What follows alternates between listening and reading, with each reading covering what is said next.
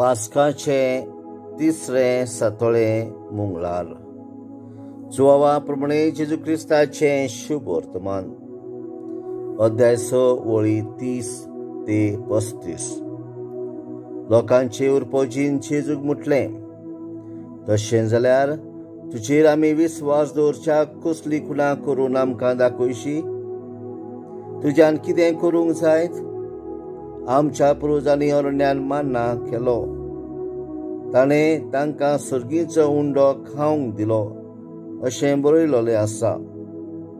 जेजून तांकां म्हटलें, हांव तुमकां सत सांगता, मोजेसान तुमकां सर्गीचो उंडो दिवंक ना। तुमकां खरो सर्गीचो उंडो दिता तो म्हजो बाप, कित्याक जो सर्गार्थान देंवता आनी संवसाराक जिवीत दिता तोच देवाचो उंडो।